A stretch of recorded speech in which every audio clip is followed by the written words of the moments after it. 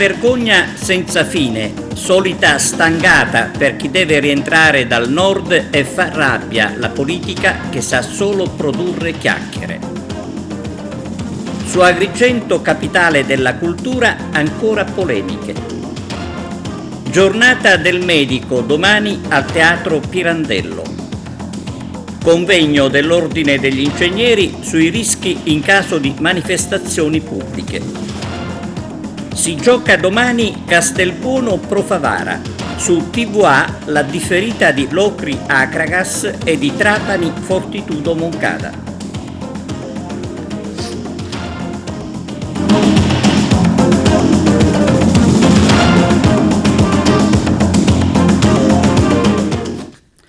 Benvenuti su TVA Notizie. Natale si avvicina e torna la solita stangata per chi deve rientrare dal nord in Sicilia. Una vergogna che finora ha trovato solo chiacchiere. E così il salasso è servito. Il servizio di Margherita Truppiano.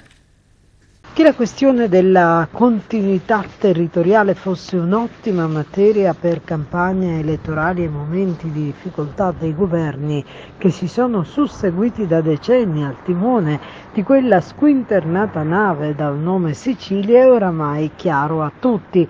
Poco incide dunque che improvvisamente, in concomitanza delle festività, il presidente Schifani si sveglia una mattina e decida di rilasciare alla stampa dichiarazioni in cui parla di scenari scandalosi o di avere vinto la battaglia del caro voli.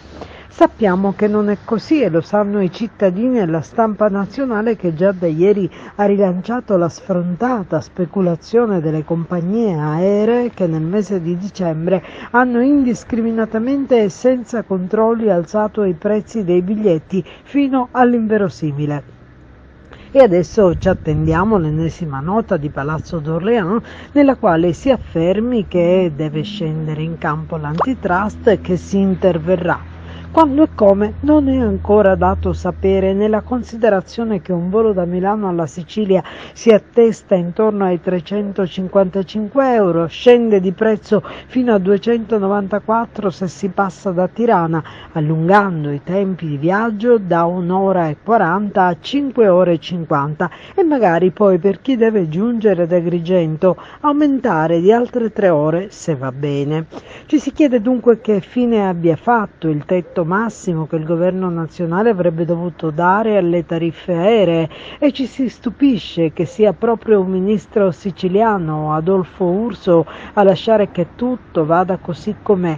E per tutto questo, cari siciliani fuori sede, oltre agli affitti, l'incapacità di chi ha governato e governa questa terra di offrire opportunità di lavoro, anche quest'anno il salasso è servito.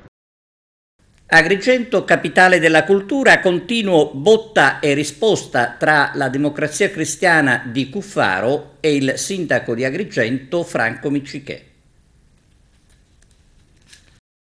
Continua il botta e risposta tra il sindaco di Agrigento Miccichè e il gruppo della Democrazia Cristiana circa le critiche su Agrigento, capitale della cultura, alla nota stampa dei consiglieri comunali Spataro, Vitellaro, Bongiovì e Zicari in tema di ritardi evidenti nella stesura dello statuto della Fondazione Agrigento 2025, ha seguito quella della segreteria provinciale del partito della DC di Cuffaro, quindi la replica del sindaco Miccichè, che si mostra scettico e perplesso, affermando ma Totò Cuffaro lo sa e ribadendo la sua partecipazione ad un dibattito in tema alla festa della Democrazia Cristiana a Ribera. Oggi arriva la replica puntuale dello stesso Totò Cuffaro che afferma: le posizioni della Democrazia Cristiana sono condivise da tutto il partito.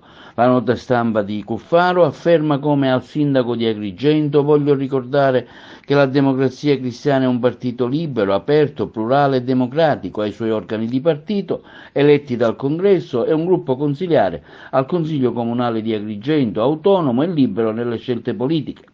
Le posizioni politiche, continua il segretario nazionale della DC Totò Cuffaro, e dei dirigenti della DC locale sono condivise da tutto il partito. La Democrazia Cristiana sta lavorando per fare crescere il partito, la coalizione le comunità locali, Agrigento in primis. Mi piacerebbe che anche gli altri partiti facessero lo stesso, piuttosto che fomentare pretestuose polemiche. Sindaco di Agrigento, indiscussa persona per bene, sappia, conclude il comunicato stampa di Totò Cuffaro, che siamo disponibili a collaborare fattivamente per il bene della città, ammesso che la nostra collaborazione sia politicamente gradita. Questa è la conclusione di Totò Cuffaro.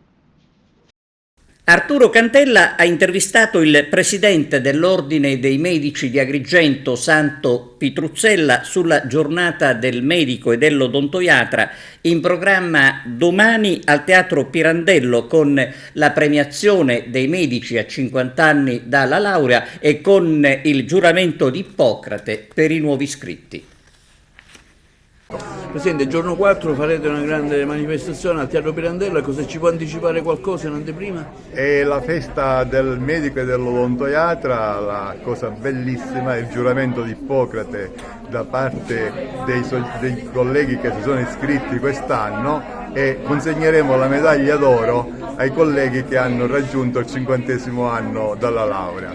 Bella questa situazione, c'è chi arriva e chi parte. Chi compie 50 anni di laurea passa il testimone ai giovani, e sicuramente i giovani dovranno fare quello che hanno fatto gli anziani, quelli che hanno fatto la sanità agrigentina. Quindi un momento di aggregazione importante anche per chi si approccia all'attività. È importante l'entrata, diciamo, nella casa dei medici e degli odontoiatri da parte dei nuovi iscritti. L'ordine è con loro.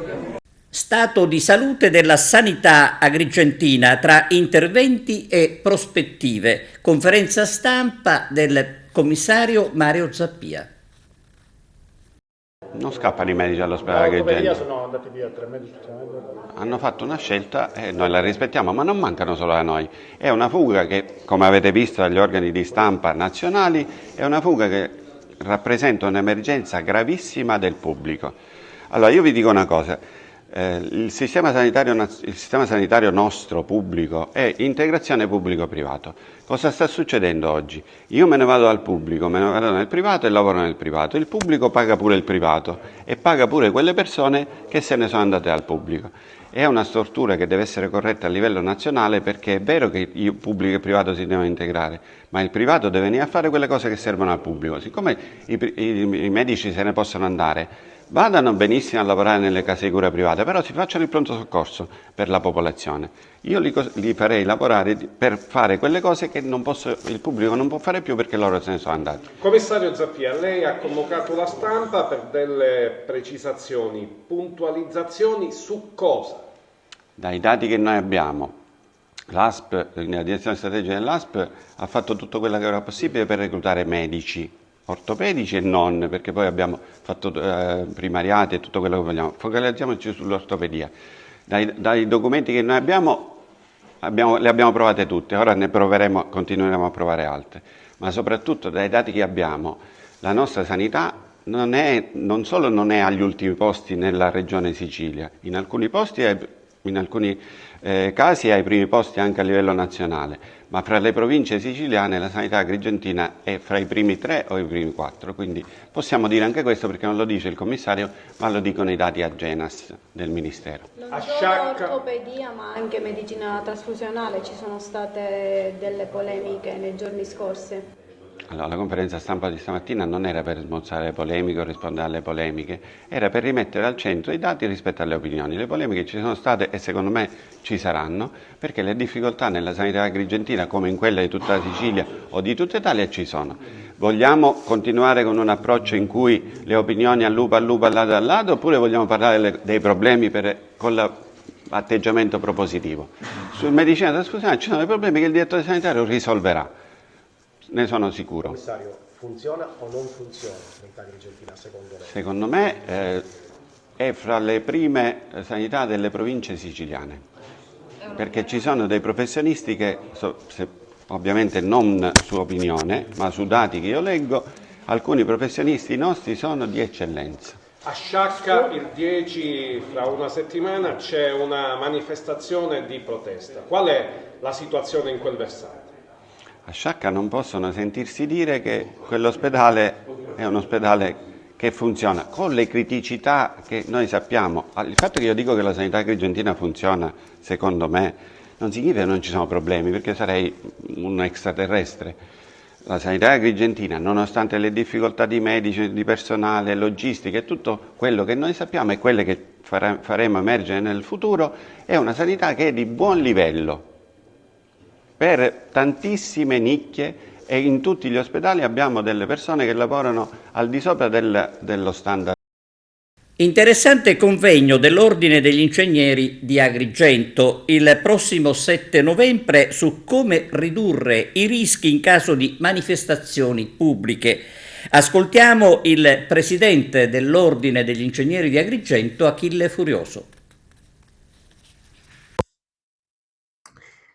Un altro importante appuntamento promosso dall'Ordine degli Ingegneri della provincia di Agrigento sarà il 7 novembre prossimo pomeriggio all'Hotel della Valle, all'autorevole presenza del prefetto, del questore, del comandante dei Vigili del Fuoco e di altri esperti che ci spiegheranno anche con l'aiuto di materiale informativo, perché l'evento ha anche carattere di qualificazione per gli iscritti, per gli ingegneri, per i professionisti e non solo, come e quali sono le criticità e come vanno superate nella redazione della documentazione necessaria ad acquisire quella famosa autorizzazione rilasciata dalla questura che consente poi noi cittadini di poter fruire degli spettacoli pubblici in piena sicurezza.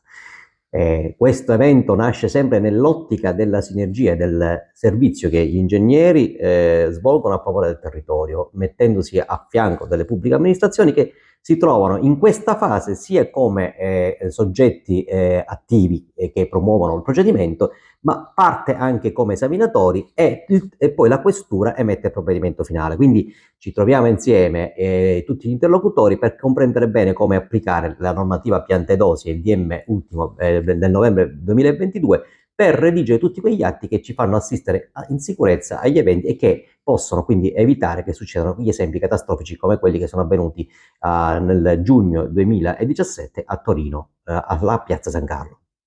Veniamo alla cronaca, la presenza dei carabinieri sul territorio della provincia di Agrigento per prevenire e reprimere i reati. Arturo Cantella.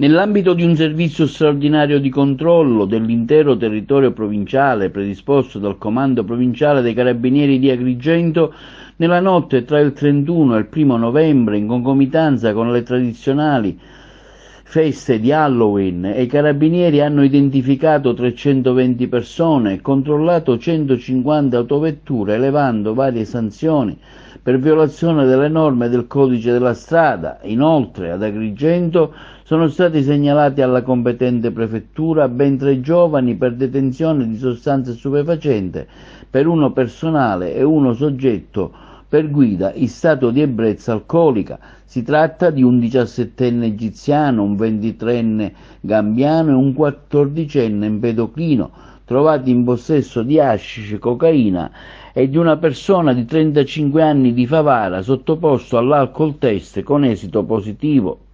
A Licata i carabinieri della locale stazione hanno segnalato alle autorità competenti 4 giovani minorenni, poiché sorpresi lungo la strada del centro con 3 mazze da baseball, una spranga di ferro e un passamontagna in mano. Gli oggetti sono stati posti sotto sequestro e i minori sono stati affidati ai genitori. Mentre nel paese di Cammarata i carabinieri hanno segnalato una persona di 24 anni di Campofranco per guida in stato di ebbrezza. I risultati conseguiti, affermano i militari dell'Arma, dimostrano ancora una volta l'efficacia dell'azione preventiva e repressiva dei carabinieri sul territorio dell'intera provincia. Investe un coetaneo dopo un litigio e viene arrestato dai carabinieri di Tortorici in provincia di Messina. I carabinieri della stazione di Tortorice hanno arrestato in flagranza di reato un 21enne del luogo già noto alle forze dell'ordine, presunto responsabile del reato di tentato omicidio. A seguito di una richiesta pervenuta all'utenza di pronto intervento 112, i carabinieri sono intervenuti presso un locale pubblico di Tortorici, laddove era stata segnalata una lite in cui era rimasta ferita una persona. Giunti sul posto, i militari dell'Arma avviavano immediatamente le indagini che, svolte attraverso l'escussione di alcuni testimoni e dall'attenta visione dei filmati estrapolati dalle telecamere di sorveglianza predisposte nel locale e nelle adiacenze, hanno consentito di far luce sui fatti e risalire all'identità del 21enne quale presunto responsabile. In particolare, le verifiche dei carabinieri hanno consentito di documentare come l'indagato, subito dopo una violenta lite innescata per futili motivi con un giovane coetaneo del luogo, nell'immediatezza dei fatti si è messo alla guida di un'autovettura investendo la persona con la quale poco prima aveva avuto il diverbio, per poi darsi alla fuga. La vittima, trasportata da alcuni passanti nel vicino pronto soccorso dell'ospedale di Sant'Agata di Militello, è stata sottoposta alle cure sanitarie, a seguito delle quali è stata emessa una prognosi di 30 giorni dovuta alle lesioni riportate. Il 21enne è stato rintracciato ed arrestato poco dopo dai carabinieri che, su disposizione dell'autorità giudiziaria, al termine delle formalità di rito, lo hanno ristretto agli arresti domiciliari in attesa dell'udienza di convalida. Il procedimento si trova nella fase delle indagini preliminari e per gli indagati vale il principio di non colpevolezza sino alla sentenza definitiva, ai sensi dell'articolo 27 della Costituzione. Evento a Casa San Filippo, sede del Parco Archeologico Valle dei Templi. Vediamo di che si tratta. Questa è un'opera che certamente è stata definita giustamente titanica, perché c'è un lavoro immenso. Ecco, come lo avete svolto e cosa emerge di importante? Io sono Angelo Castrorao Barba e sono ricercatore all'Istituto di Archeologia ed Etnologia dell'Accademia Polacca delle Scienze, oltre a essere docente a contratto all'Università Core di Enna di metodologia della ricerca archeologica. Il lavoro ovviamente è stato svolto dalle archeologhe del Parco Archeologico della Valle dei Templi di Agrigento. Io sono qui in veste di presentare un po' questo volume che è veramente il frutto di tantissimo lavoro e soprattutto una qualità della documentazione e dell'attenzione soprattutto a delle fasi più tarde, bizantine e altomedievali di occupazione della Valle dei Templi che sono una miniera di informazioni per delle fasi storiche ancora non ben conosciute nel territorio siciliano. Allora, io sono Francesca Pompa della One Group Edizione. Noi abbiamo curato la pubblicazione e tutta l'impaginazione e tutto quello che c'è un po' dietro. Naturalmente siamo stati di supporto al parco e al team, al favoloso team che ha portato avanti questa impresa ciclopica, io direi proprio. E come mai avete scelto, comunque si tratta di argomenti non facili, non alla portata di tutti, e la vostra casa editrice si caratterizza per cosa? Allora guardi, noi dico sempre che siamo degli editori un po' particolari, non siamo degli editori puri. La One Group è una società di marketing e di comunicazione e è aperto poi una sezione dedicata all'editoria. Con il parco abbiamo avuto anche precedenti rapporti perché abbiamo sempre risposto alle gare e poi qualcuna l'abbiamo vinta, come quella della pubblicazione di quest'opera. Ma anche in precedenza abbiamo curato altri lavori, anche l'inaugurazione della Via dei Sepolcri, una mostra di un artista greco, Pavlos, non ricordo il cognome, insomma, quindi io sono molto affezionata qui alla Valle dei Templi e poi ritengo che quest'opera che è stata realizzata è veramente un'opera ciclopica. e quindi diciamo che ricostruisce la storia e diventa essa stessa un elemento di storia per far continuare quello che è, diciamo, quella che è la bellezza di questo territorio e della grande ricchezza del nostro patrimonio culturale e archeologico. Beh, devo dire che questa presentazione del volume riguarda gli ultimi anni per cui abbiamo investito risorse anche al di fuori di quelle del parco, investito risorse su un'area importantissima come quella del quartiere ellenistico romano. Questo ci ha permesso di indagare un'area che fino a questo tempo non era stata indagata, cioè l'Isola Quarta, che ci ha dato delle straordinari risultati di ricerca. Abbiamo trovato degli edifici termali. Questo va inquadrato in questa politica di attenzione del quartiere ellenistico romano, che negli ultimi 10 anni è stata oggetto di attenzioni, non solo di lavori di manutenzione, ma di attenzioni che hanno riguardato anche il rapporto con le università, che hanno continuato e continuano a scavare, riportando alla luce importanti ritrovamenti che arricchiscono sempre di più il panorama non solo scientifico e culturale, ma il panorama di visita di un'area meravigliosa come quella della Valle dei Tempii. In vista dei prossimi appuntamenti elettorali, accordo tra la Lega Salvini Premier e Corri Campobello. L'europarlamentare Annalisa Tardino, commissario regionale del partito, esprime apprezzamenti per l'ex sindaco Michele Termini. Il servizio di Arturo Cantella. La Lega Salvini Premier e il movimento Corri Campobello insieme in vista dei prossimi appuntamenti elettorali. La federazione è stata ufficializzata dalla commissaria regionale del partito, l'europarlamentare Annalisa Tardino, e dal dottore Michele Termini, già sindaco e candidato sindaco a Campobello di Licata. Accolgo con soddisfazione questo accordo con Corri Campobello, afferma Annalisa Tardino, convinta dal confronto con un interlocutore valido ed esperto come Michele Termini, la cui capacità politica e amministrativa è ampiamente riconosciuta e come ha dimostrato anche nel ruolo di sindaco in altri che ha ricoperto con rispetto, serietà e appuntamenti elettorali. Saremo insieme dalle amministrative alle europee, lavoreremo per costruire quella classe politica competente e determinata cui la Lega siciliana aspira. Michele Termini, segretario di Italia Viva, è l'ennesima dimostrazione di come certe parti, concentrati a eseguire solo potere politico, continuano a perdere pezzi a beneficio di chi invece sul campo dimostra di pensare ai cittadini, alle loro esigenze, atteso il grande lavoro dei nostri ministri e dei nostri assessori.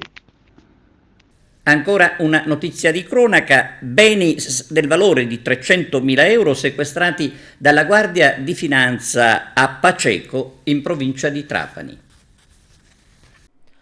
Operatori della Polizia di Stato in servizio alla divisione anticrimine della Questura e i carabinieri del comando Compagnia di Trapani hanno eseguito il sequestro anticipato di beni ai fini della confisca nei confronti di 2 congiunti trapanesi, padre e figlio, di anni 45 e 24, entrambi sottoposti alla misura degli arresti domiciliari per un valore complessivo di circa 300.000 euro. Il provvedimento ablativo si è reso necessario visto il profilo criminale dei 2 soggetti, poiché gli stessi sarebbero stati più volte denunciati o arrestati per il reato di detenzione e spaccio di sostanze stupefacenti, riportando peraltro diverse condanne.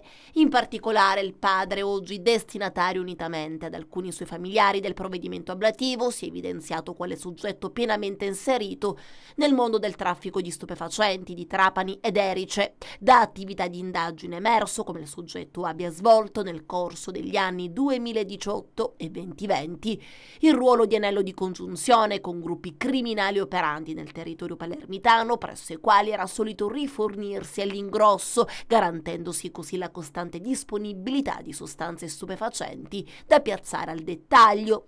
Lo stesso riusciva a mettere in piedi una organizzazione che, seppur rudimentale, è risultata ben funzionale a garantirgli numerosissime operazioni di vendita di droga in esercizi commerciali ubicati in Trapani. E dove gli acquirenti ben sapevano di poter acquistare lo stupefacente dal preposto previo accordo telefonico per concordare quantitativo e orario. Nello svolgimento di tale attività il preposto ha altresì fatto ricorso alle capacità delinquenziali del giovane figlio, ritenuto dallo stesso il proprio alter ego nel traffico degli stupefacenti e la cui posizione è sostanzialmente assimilabile a quella del padre.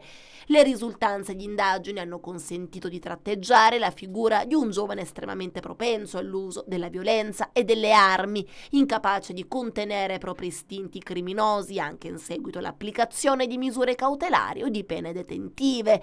Grazie alle pregresse conoscenze criminali del padre, il giovane è riuscito a realizzare una fiorente e lucrosa attività finalizzata allo spaccio di sostanze stupefacenti, gestendola progressivamente in maniera sempre più autonoma, con la collaborazione di altri soggetti di giovane età e affrancandosi così dal genitore. Nel corso degli anni il giovane ha dimostrato di possedere i tipici caratteri della figura del capo pronto a commettere gravi fatti di reato ogni volta che la situazione lo richiedeva, sia nei confronti degli acquirenti che non saldavano regolarmente gli acquisti di droga, sia nei confronti di gruppi criminali, antagonisti potenziali, bersagli di azioni criminali del preposto. La fiorente attività di spaccio di sostanze stupefacenti permetteva ai congiunti di costruire così un discreto patrimonio immobiliare e finanziario frutto del reimpiego degli illeciti capitali. Il provvedimento reale in oggetto prevede il sequestro preventivo di un appezzamento di terreno sito in Valderice, ove sono state eseguite anche opere abusive murarie di notevole riguardo, 2 imprese individuali svolgenti attività di ristorazione, 11 autovetture, 8 motocicli, un ciclomotore, 3 conti correnti e 2 rapporti bancari, postali. Le attività commerciali e i beni sono stati affidati ad un amministratore nominato dal Tribunale di Trapani che ne assicurerà la gestione con l'obiettivo di non disperdere posti di impiego e contratti in essere con terzi estranei al provvedimento di sequestro. Presentato il concorso fotografico Messina nascosta. L'obiettivo del recupero della memoria, l'obiettivo del far conoscere la Messina ai messinesi, in particolare le nuove generazioni, ai ragazzi degli ultimi anni delle scuole superiori, e vuole avere anche una valenza turistica, perché questo calendario diventa un mezzo di diffusione delle immagini migliori scelte che poi verranno un po' esportate e andranno dappertutto. E il tema del calendario di quest'anno è la Messina nascosta, proprio per consentire alla fantasia dei ragazzi di andare a fotografare degli angoli non conosciuti, degli angoli non visibili ad occhio nudo o magari all'occhio distratto di chi ogni giorno passa nella solita strada e magari nota non il bello, ma possibilmente quello che bello non è. Perché il fenomeno dell'invisibilità dell'evidente molto spesso fuorvia, perché quando uno passa in continuazione sempre negli stessi posti può non notare la bellezza nascosta che c'è. Quindi questo è proprio uno stimolo per andare ad individuare anche gli angoli nascosti di una Messina che è la Messina post terremoto e di una Messina che ha anche una storia da raccontare. Un progetto che si avvale della collaborazione chiaramente di esperti, di chi ci sta mettendo la faccia per questa che a tutti gli effetti può essere una scommessa, perché verrà fuori anche del materiale che poi, lei lo diceva, potrà essere utilizzato anche ai fini turistici. Assolutamente sì, perché ormai da anni con la collaborazione del Lions Club Messina Host, che diciamo è il nostro sponsor ufficiale, ma anche con la collaborazione delle istituzioni, quindi della sovrintendenza, del Comune di Messina e dell'ufficio scolastico regionale, noi facciamo un concorso fotografico a tutti gli effetti, con tanto di mini regolamento di questo concorso. I ragazzi delle scuole superiori, ma anche le associazioni di volontariato che vogliono, andranno in giro per la città a fare queste foto. Una commissione sceglierà le 12 più belle, che diventeranno le 12 foto di linea guida del calendario per i 12 mesi, che poi sarà presentato a dicembre e distribuito proprio per permettere a tutti tutti di conoscere le bellezze anche nascoste della nostra città. Ogni anno abbiamo fatto temi diversi. Il primo calendario in assoluto è stato dal liberty al razionalismo. Abbiamo fatto fare fotografie proprio sulla Messina Liberty e sui palazzi eclettici e razionalistici. Poi sono stati fatti altri temi, porte, portoni e frontali, e quindi si è andati anche a cogliere il particolare, per esempio di Villarragno, del portone in ferro battuto di Villarragno a Contesse, o piuttosto l'anno scorso le fontane. Quest'anno abbiamo proprio deciso insieme di dare la stura a questo nuovo tema, proprio perché è anche più intrigante, anche più accattivante, diventa anche un modo di scoprire quello che è nascosto, o almeno apparentemente non visibile. Breve pausa pubblicitaria, linea alla regia. Siamo allo sport calcio. Domani si gioca l'anticipo di Castelbuono Pro Favara sul neutro di Geraci Siculo. Giuseppe Moscato. Sicuramente con il buon vento di 4 vittorie consecutive e un secondo posto in classifica nel campionato d'eccellenza, la Pro Favara in anticipo sul campo neutro di Geraci incontra domani il Castelbuono. Con che spirito? Abbiamo uno spirito positivo, veniamo da risultati importanti, ma sappiamo che domani sarà una partita difficile e che non possiamo sbagliare. Andiamo a incontrare una squadra che è in salute, una squadra anche se dall'ultima partita ha perso, però in casa ha fatto abbastanza bene, una squadra giovane, una squadra aggressiva, cattiva, e quindi bisogna stare molto attenti e fare una partita importante per quello che è il turno settimanale. Come dicevo all'inizio, 4 vittorie di fila, insomma, fanno morale. Sicuramente fanno morale, ma questa squadra è stata costruita per questo. Credo che dopo le difficoltà iniziali abbiamo iniziato un pochino a trovare le giuste misure, a conoscerci meglio, a capire un pochino quello che bisogna fare e come bisogna farlo, e credo che i ragazzi lo stanno facendo anche abbastanza bene. Quindi gli ingranaggi iniziano a girare nel senso giusto? Assolutamente, già si vede qualcosa di diverso, la squadra comincia a giocare anche bene, mette tanta intensità e sappiamo che ormai siamo entrati nel vivo del campionato e se vogliamo recuperare punti non possiamo sbagliare. E a proposito di recupero, ci sono state alcune defezioni, chi per infortunio, chi perché ha avuto problemi anche alle mani, insomma, rientrano?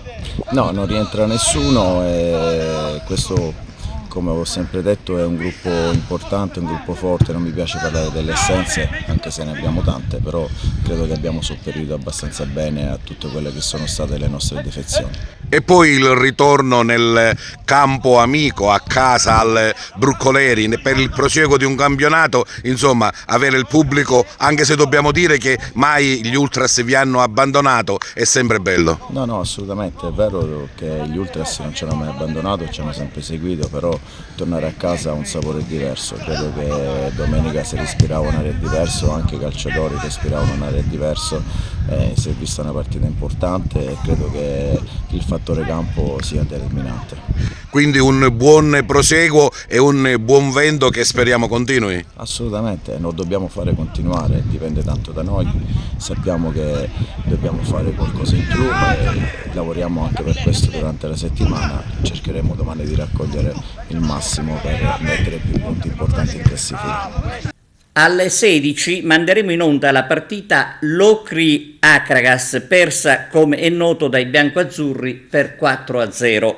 Alle 21 invece e domani alle 16 TVA trasmetterà l'incontro di basket tra il Trapani e la Fortitudo Moncada. Bene, abbiamo concluso, grazie per averci seguito e arrivederci.